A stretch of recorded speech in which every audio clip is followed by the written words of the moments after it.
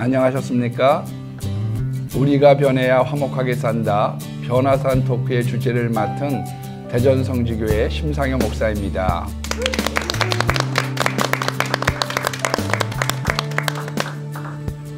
오늘은 마태복음 13장 겨자씨와 누룩의 비유를 중심으로 지금 우리 시대를 한번 진단해 보면서 어떻게 교회 성장을 이루어가고 사회 변동에 따른 어떠한 대처가 필요한가, 그런 것을 중심으로 말씀을 한번 먼저 드리려고 합니다.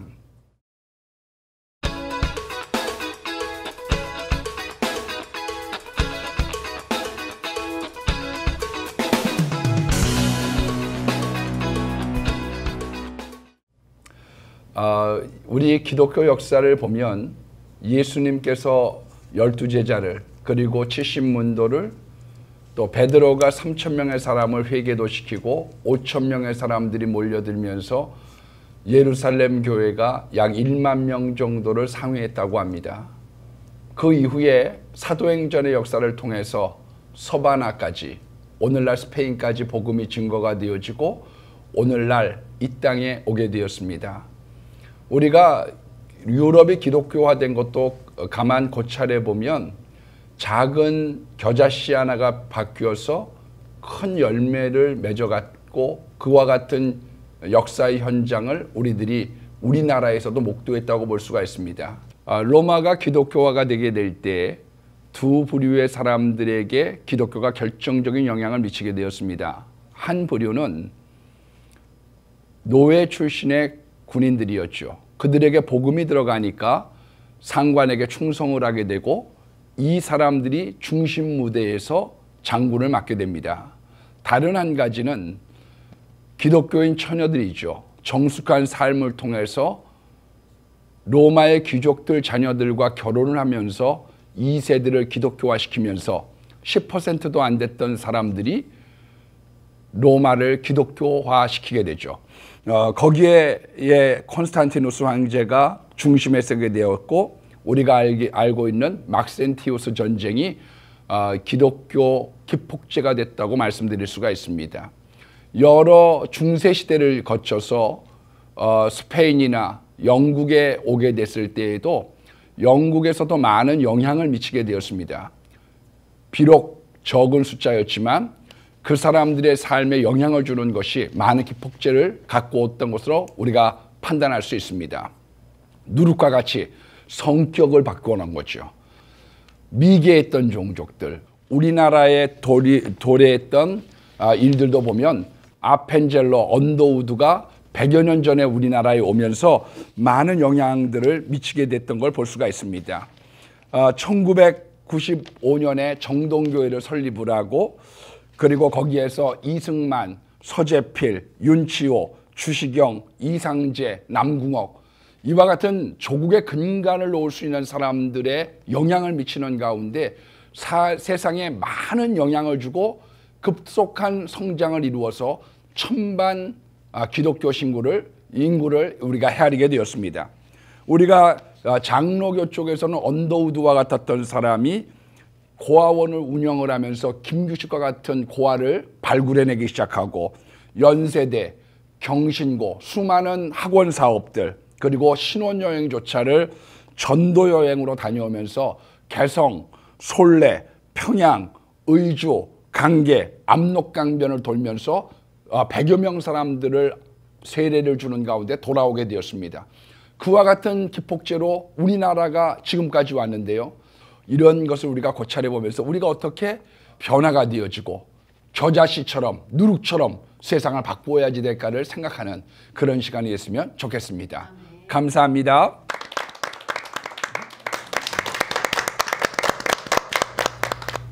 주님의 복음이 전파되고 교회가 생기면은 우리가 원했던 것은 아니지만 필연적으로 사회가 변화되게 되어 있습니다.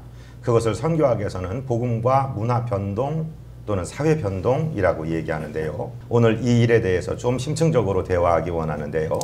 오늘 패널들 그리고 오늘 특별히 귀중한 선교사님 게스트로 모셨는데, 자, 우리 선교사님부터 자기소개를 좀 하셨으면 좋겠습니다. FIM 국제선교회 대표로 사역하고 있는 유혜석 선교사입니다. 육회, 삼회, 통회, 명회까지 더해서 비타민 목회하고 있는 청년 목사 민병 목사입니다. 반갑습니다.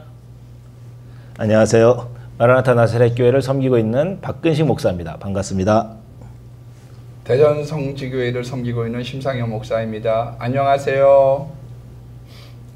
저는 이 시간 이야기 진행을 맡은 비전 성결교회 섬기는 백광현 목사입니다. 반갑습니다. 자, 이제 우리 목사님들 본격적으로 얘기를 좀 해야 되겠습니다. 도대체 언제부터 왜 이렇게 우리 예수 믿는 사람하고 우리의 삶의 현장이 영향력을 미치지 못하는 참 이렇게 안타까운 상황이 되었을까요? 우리 민 목사님 어떻게 생각하십니까?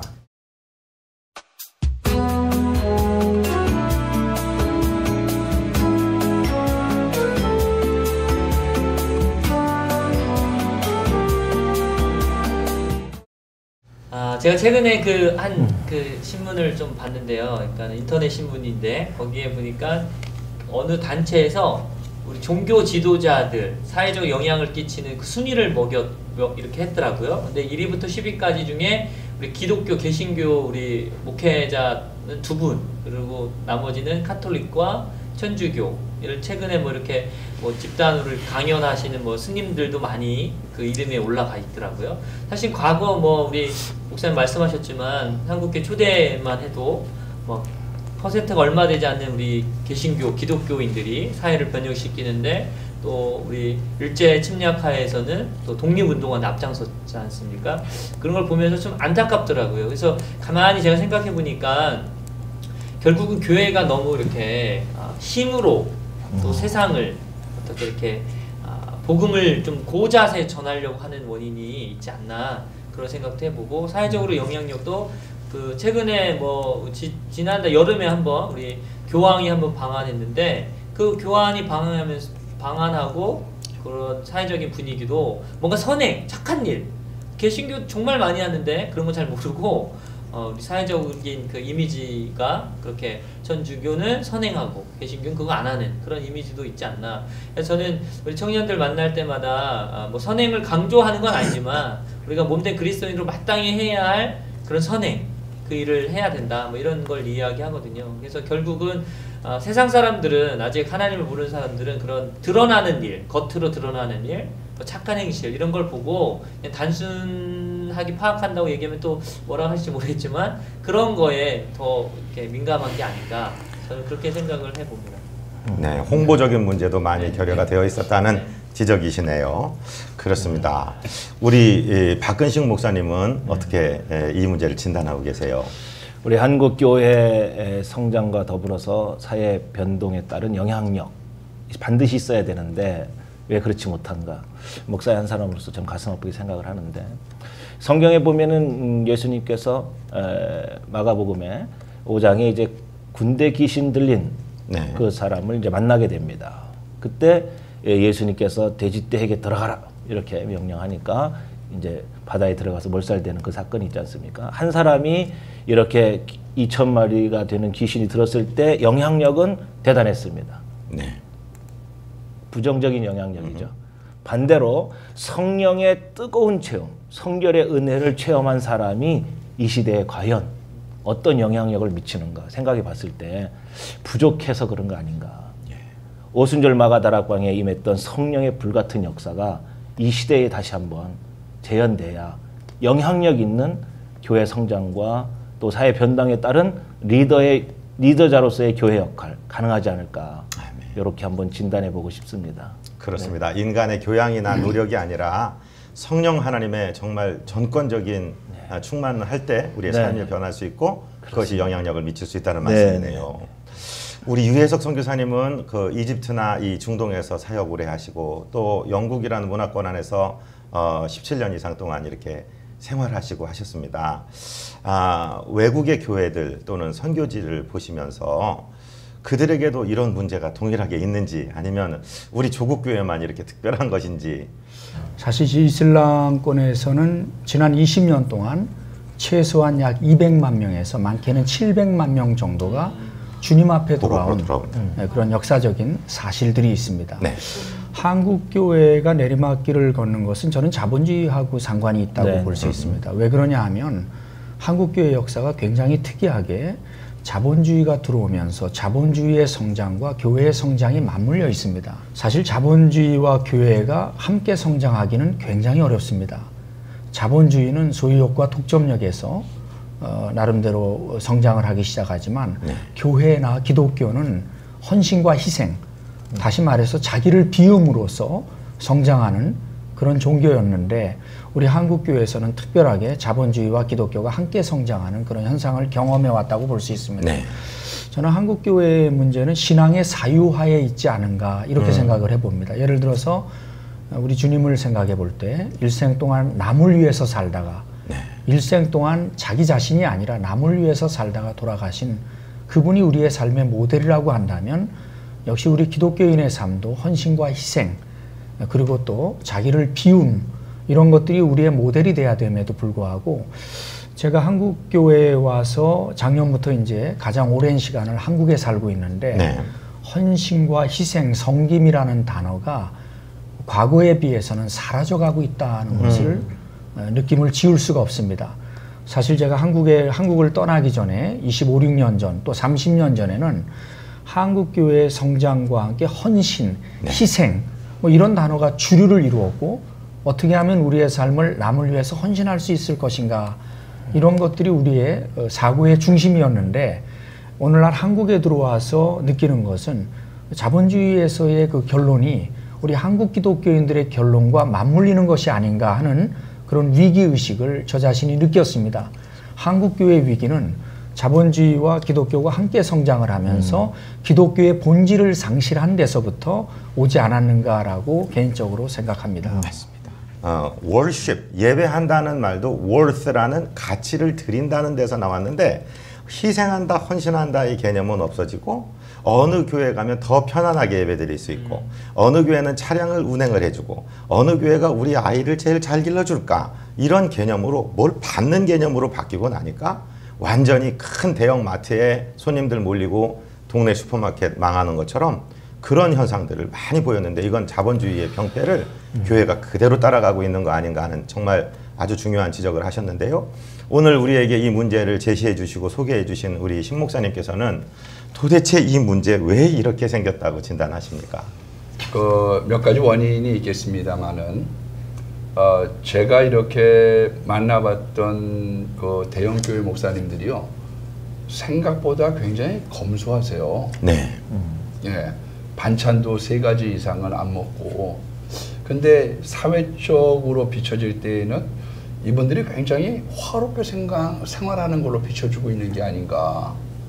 예, 특별히 우리가 음목회 같은 걸 이렇게 보게 되면 실질적으로 연금을 받는 사람들이 저희 교단 같은 경우에 1,500명 은퇴자들 중에 500명 정도가 받고 300명 정도가 100만 원 미만을 받거든요. 네.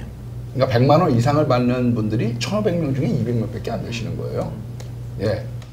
그 소수에 있는 사람들의 잘못된 것들이 세상에 비추어지면서 아름다운 선행보다는 우리들이 무슨 태안반도라든지 사회 저변에 일하고 있는 것들이 얼마나 많습니까? 그런데도 그런 것은 사장되어진 채 나쁜 것들만 너무 부각되고 있는 것이 아닌가. 물론 우리가 십자가를 잊어버리면 안 된다고 하는 원론적인 말씀을 해주셔서 너무 감사하고요. 이거는 비본질적인 것일 수는 있지만 우리들이 조금 지혜를 모아서 공동기금도 좀 마련 좀 하고요. 대체를 마련할 수 있는 그런 계기가 됐으면 좋겠다는 마음이 있습니다. 예. 그렇습니다. 자연스럽게 지금 진단의 문제에서 우리 대책의 문제로 넘어갔습니다. 우리 민 목사님, 이제 이 사회적인 책임, 사회 변화를 일으키지 못하는 우리가 어떤 책임을 가지고 어떻게 해야 도대체 이 문제를 풀 수 있을까요?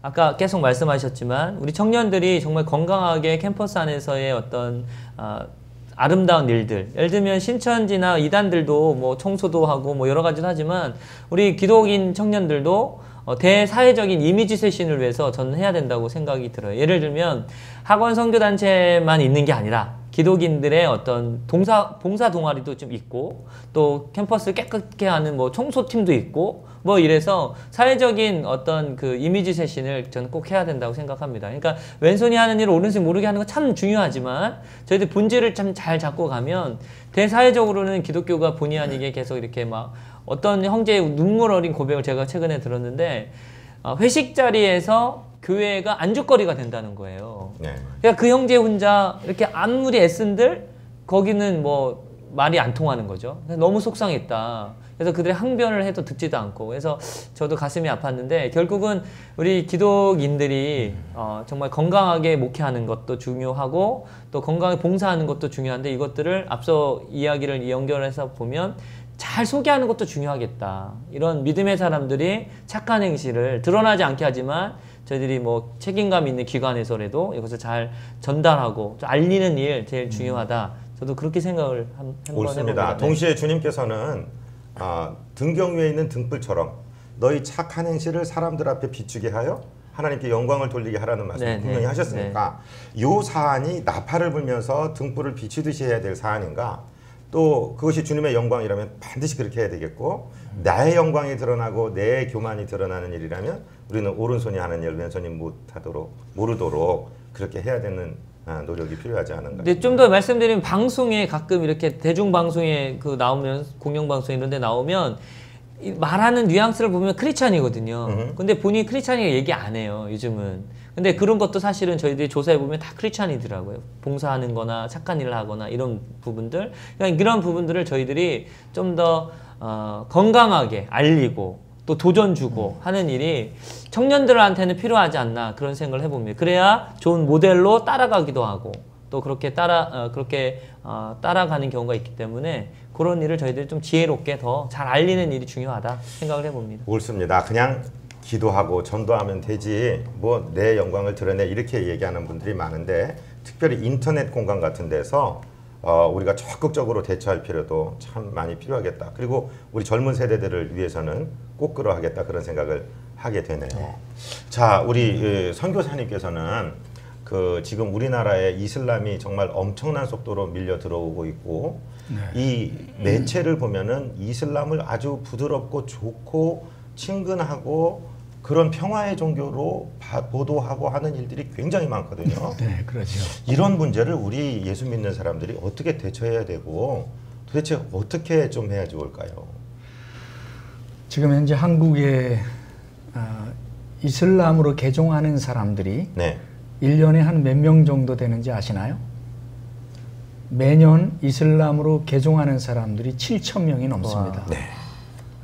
그런데 유럽과 미국의 경우를 살펴보면 이슬람으로 개종하는 사람의 약 80%가 교회에 출석하던 기독교인들이 이슬람으로 개종합니다. 그렇습니다. 여기 문제가 있습니다. 말콤 X가 그랬던 것처럼. 맞습니다. 말콤 X의 아버지가 침례교 목사였습니다. 그렇죠. 마찬가지로 기독교에서 이슬람으로 개종하는 현상들이 지금까지 미국에서 특별히 유럽에서 많이 일어났는데 한국에서도 그런 현상이 일어나고 있습니다. 저는 그에 대한 대안으로서 몇 가지 제시하고 싶은 것이 첫째는 교회가 건강해야 됩니다. 교회가 건강해야 희망이 있습니다. 이 가장 기본적인 공동체의 단위인 가정과 교회가 건강하지 않기 때문에 여기에 실망한 젊은이들이 이슬람으로 개종한다라고 보면은 정확한 사실이라고 볼 수 있습니다. 따라서 오늘 한국교회 문제를 해결하기 위한 방법은 신앙의 본질로 돌아가야 된다. 사실 신앙의 세계라고 하는 것이 남에게 보이기 위한 세계는 아니고 본질의 세계고 또 양의 세계가 아니라 질의 세계고 또 형식의 세계가 아니기 때문에 나타나는 형식 자체에 우리가 얽매일 필요는 없겠지만 본질적인 복음을 회복하는 것이 우리에게 있어서 가장 시급한 것이 아닌가라는 생각을 해봤습니다. 그렇습니다. 우리 박근식 목사님은 목사님 입장에서 또 영성을 추구하시는 우리 목사님 입장에서 이 문제 어떻게 풀어야 될까요? 저도 이제 이 문제를 고민을 많이 하는데 매스컴을 통한 언론적 홍보 전략 중요하다고 생각합니다. 그러나 그 앞서서 그렇게 되려면 지금 유 선교사님 말씀하신 것처럼 우리 교회가 건강해야 매스컴이 우리 교회 쪽으로 저절로 돌아올 수 있도록 해야 된다. 그러기 위해서는 한 사람 한 사람이 영성이 회복돼야 되고 그야말로 성결이 회복돼야 되고 네. 하나님의 역사하심이 뭔지를 알고 정말 제대로 된 성도, 정말 핵폭탄을 안고 사는 그런 복음의 핵심을 느끼고 사는, 그래서 밖으로 온 세상 위하여 나복음 전하리, 이런 그 놀라운 내적 폭발이, 복음의 폭발이 있어지는 교회가 이 시대에 필요하다. 그래서 이렇게 그 교회가 외면당하고 또 매스컴으로부터 외면당하고 많은 사회인들로부터 외면당하고 심지어는 교회들끼리도 반목하는 이 시대에 정말 이 틈새에 우리 목회자들이 정말 한 성도를 바로 세우기 위한 운동, 정말 그 한 사람 한 사람이 정말 초대교회로 돌아가서 정말 희생과 헌신의 그 은혜가 있는 그곳 마가의 다락방으로 돌아가는 것이 중요하다 생각하고, 군중의 힘은 예수님까지 죽이거든요. 네. 매스컴의 힘도 마찬가지로 기독교를 죽이려고 하는 거거든요. 그러나 예수는 사셨거든요. 그 예수 따르는 자들이 이 시대에 다시 한번 교회의 성도들로부터 회복될 수 있도록 우리 목회자들이 먼저 자성해야 될 것 같고, 우리 시청하시는 우리 성도님들 함께 회복해야 되지 않을까 이렇게 생각이 됩니다. 네, 감사합니다. 오늘 발제하신 신 목사님 이제 정리해 주셔야 됩니다. 도대체 어떻게 해야 우리가 사회적인 책임 다하고 사회를 변화시킬 수 있는 복음이 될까요? 정말 좋은 말씀들이 다 이렇게 요약이 돼서 나왔는데요. 우리 이 말라기 맨 마지막에 아버지가 아들에게 신앙 전수를 하는 것. 예, 그 마지막 끝절이 우리들의 심장에 정말 꼽혔으면 좋겠다는 마음이 있고요. 옛날에도 전도 어려웠습니다. 부흥 어려웠고요. 그런데 옛날에는 우리가 전도하면 이 예수쟁이, 그러지만 속은 다르게 생각했거든요. 뭔가 달라. 근데 지금은 전도지를 드리면 잘 받으면서 아는 생각이 다른 거예요. 우리들이 이런 이미지 메이킹이라든지 또 우리들이 자성해야 될 부분들도 물론 많지만, 결정적으로 저는 한 가지 이 시간에 이렇게 드리고 싶은 말씀이 있다고 하면 우리 교회들끼리 좀 안 싸웠으면 좋겠어요. 예, 남의 교회가 안 되는 것이 우리 교회의 행복으로 비춰지는 그와 같은 세상적인 가치관이 아니라 우리가 더불어 살아가는 그런 마음의 자세가 참 중요하지 않을까. 우리들끼리 하나가 된다고 하면 세상은 우리를 지적하지 않습니다. 우리 안에서 내분이 있기 때문에 그것을 이슈화시키고 사건화시키는 것이지, 아내가 권고하면 바깥에서는 우리들을 넘보지 못할 거다, 그렇게 생각을 합니다. 정말 하나 되는 힘으로 정리를 해주셨습니다. 우리가 신앙생활, 교회가 사는 거, 직장생활, 가정생활 따로따로 하는 거, 그게 아니고 진짜 중요한 것은 생활신앙이 되어야 된다. 우리가 예수 믿었으면 교회에서만 예수 믿는 사람이 아니고 이제 정말로 직장에서 예배당 문을 열고 나가면서 진정한 예배가 시작되는 삶의 예배가 실현될 때 우리가 정말로 하나님의 영향력을 세상에 끼치고 변동시키지 않을까 생각합니다. 역시 우리가 변해야 됩니다. 그래서 우리가 변해야 화목하게 산다, 구호를 한번 외치고 마치려고 하는데요. 제가 시작하겠습니다.